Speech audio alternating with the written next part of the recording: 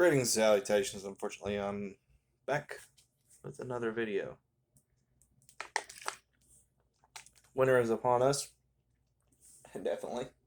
The winter storm has come through.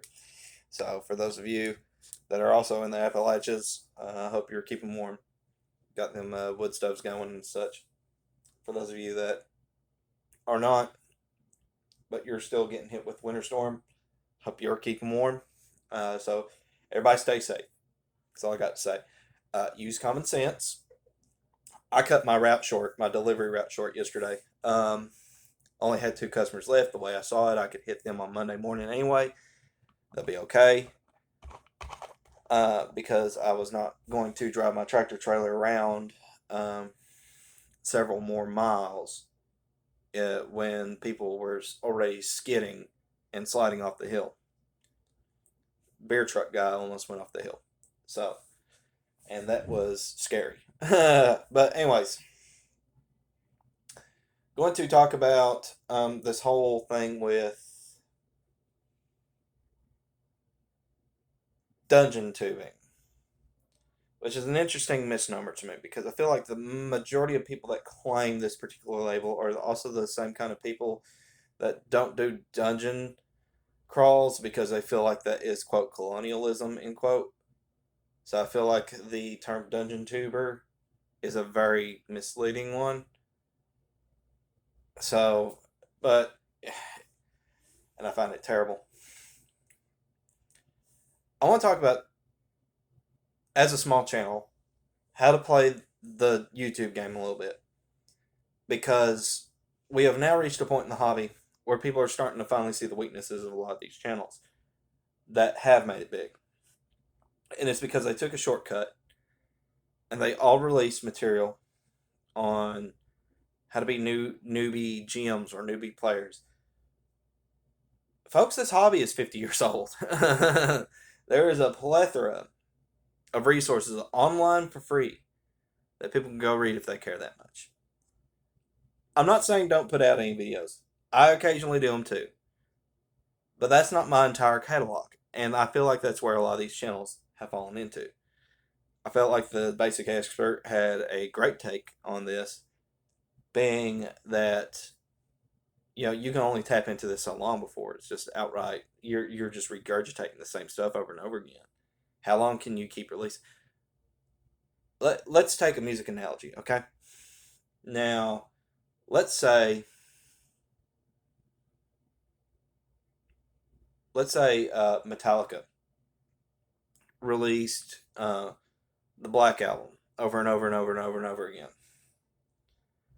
And I use the Black Album because A, it was polarizing, and B, it made them the most amount of money at that point in their careers. It was polarizing, it pissed the right kind of people off, and it also raked them in a lot of money. Now, it took them down a different track towards experimentation, towards load, reload, and all that. Very inferior albums. Now, if they would have released a second Black Album, it might have done okay.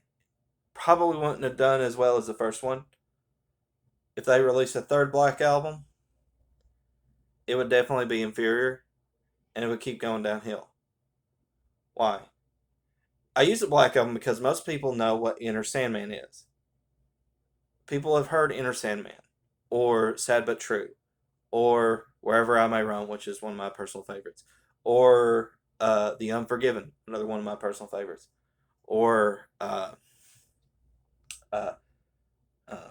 Nothing Else Matters. Very radio-friendly songs, very low barrier to entry. If you were going to listen to Metallica, where should I start? Black Album is a good place to start. Very newbie-friendly album.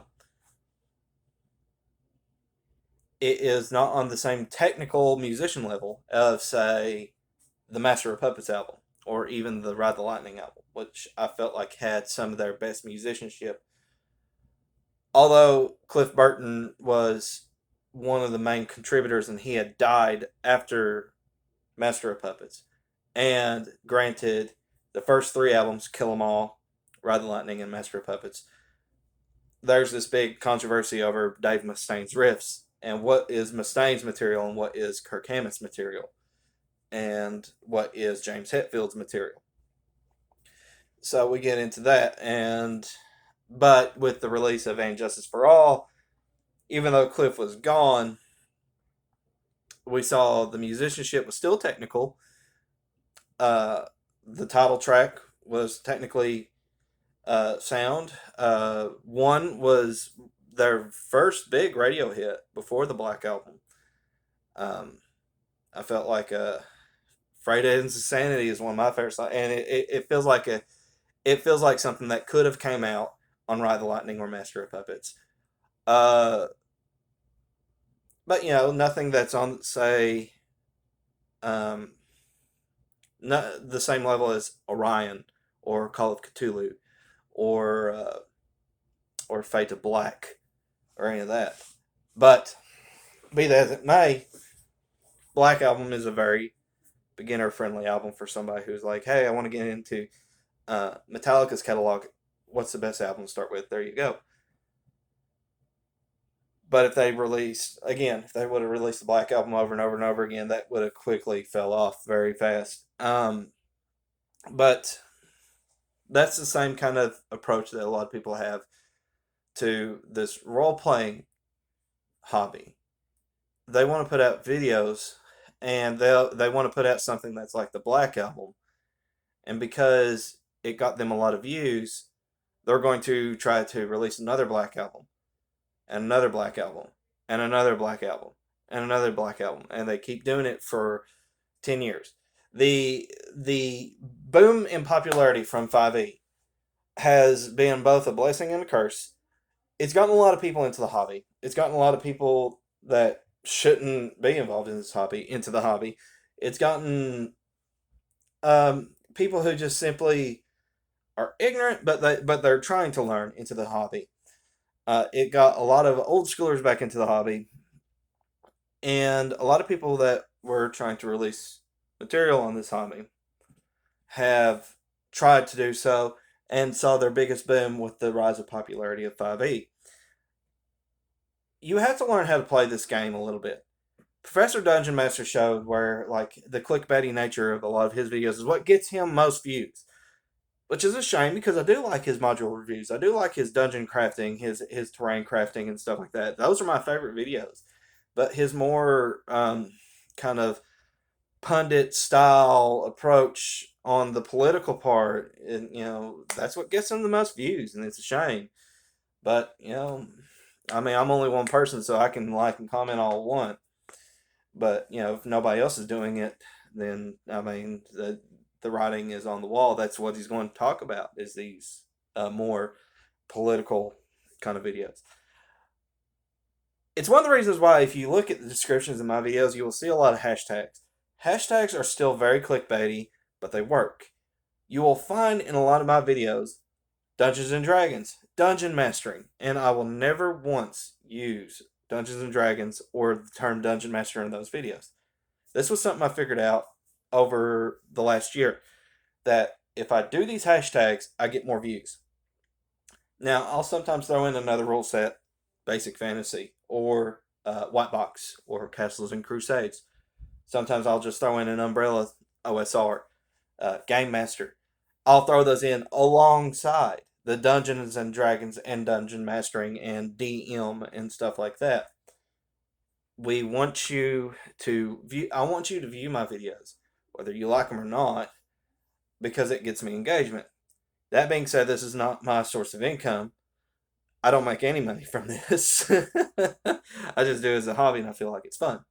So I feel like come in here. If you're engaging, sweet.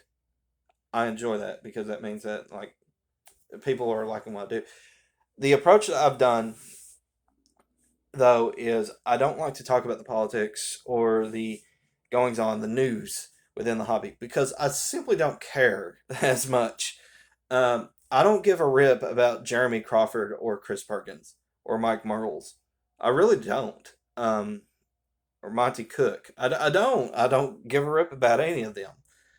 Um, So when they do or say something, I don't care. Uh, that dude that said white guys like me can't leave the hobby soon enough, like I didn't care then, I don't care now. He's gone. So a dude like him did leave the hobby, I guess. So there you go. I understand why a lot of people are upset about it, but look, the simple matter of fact is, even though he said that, okay, the fact that white guys like me have not left the hobby and are the primary source of income for these companies should prove that, that should be proof in the pudding that he was wrong. He was always going to be wrong. That's not to say that we don't want minorities in the hobby. That's just us saying, um, you can make the hobby appealing to these minorities, but don't do it at the expense of your primary audience. You don't have to alienate anybody to sell a product. Okay. Um, and trust me, the reason why they wasn't selling among African Americans was not because of a lack of representation. It was simple, or through any kind of inherent systematic racism in the system. It was because that RPG Elite has an excellent video on it. It was just not viewed as something a black man did. So, and check out RPG Elite's channel. He has an excellent video on that. Um, so just if you're going to go into the polarizing part, you really need to lean into it though, because that's what's going to get you views. I felt like the How to Great Be a Great GM channel. Now, I didn't ever engage with this stuff. I was never subscribed. I didn't even like any of his content. Why? Because I felt like his content wasn't for me. He only ever released videos on how to be a good GM as a newbie, or how to be a good player as a newbie, and he would rehash these same points. And then the only time he deviated from that formula, from what I've seen, and it was how I knew this channel wasn't for me and I wasn't ever going to watch anything from him, was when he would throw in some kind of non sequitur about his personal life into it that would have nothing to do with the game at all, and how to approach or make a better game for your players. Or when he would have an approach to how to run a game and he would make it polarizing enough. I would definitely not agree with it, but he would have such a milk toast approach to it that, of course, it was just kind of meh. Well, so I never engaged with it. So I didn't like, no, you're wrong, and this is why you're wrong. It's because it's like, yeah, he's wrong. Like, he's just regurgitating the same dreck that a lot of other channels are. Like, he just wouldn't lean into it. So, and, he puts out this video of like, this is my last video, but then he's going to go talk about Star Trek. So it's like, why? Because he feels like he can contribute something to that, I guess. But so it wasn't his last video. It hasn't killed his channel. He just doesn't know how to play the game right. And now, don't get me wrong, he's got more viewers and he's got more subscribers than I do. But if he's not getting recommended, it's because, look, I'm getting recommended because whatever I'm doing, it does get views. I have over 10,000 views on my channel. Not doesn't necessarily translate into subscriber count, but people have been watching my videos because a lot of my stuff is either so old now that they just kind of pop up because of the recent engagement that my channel gets, or because like I just make things, when I do get polarizing, which is not a lot, um, it gets the right kind of people mad, in my opinion. So, but be that as it may, I don't make the entire focus of my channel this non sequitur. Like, I try to make it play into something. It's like I talked about the Council of Nicaea and mentioned how you should use that as an inspiration to playing better clerics. Church history is there. It's online for free. These were not just stuffy old dudes in weird collared shirts going, Meh, I think you are incorrect about the incarnation of the sun. They didn't do that. You have an account where Saint Nicholas of Myra stood up and slapped an Arian in the face at the Council of Nicaea. And then you have Martin Luther called the Pope a quote fart ass, and that's an interesting part of history too. Just come on now. And the only reason people don't want to use it is because they feel like Christianity is evil. Even though most of the things wrong with this hobby is because of their degenerate nonsense. But here we go. I'm going to make it polarizing. I'm going to lean into it. They are the problem. Um, and they're one of the reasons why clerics are unbelievable anymore, because they're not connected to any deity. They're not connected to any kind of alignment system, and they are nothing but milk toast fighters with very bad spells, and they have no kind of roleplay value whatsoever because they don't take a hard stance on anything.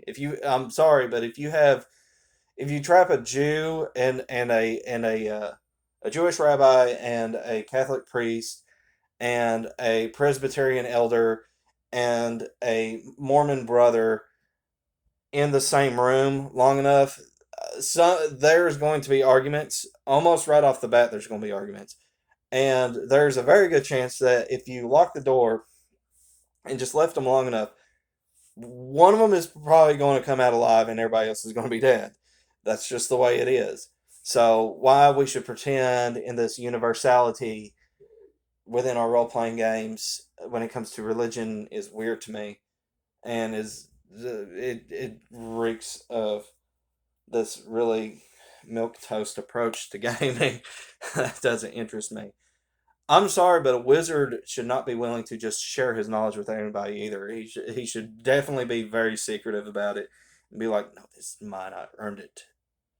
It's one of the reasons why, like, I'll put certain spells in scrolls and place them in a locked chest in a dungeon somewhere, hidden from view, and say that the player is not allowed to take these specific spells.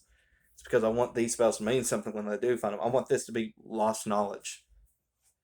But people are afraid to offend anybody, and like we have to make it all inclusive. No, I want to offend people. Like if you feel like this is not the game for you, good. I don't want you to be here.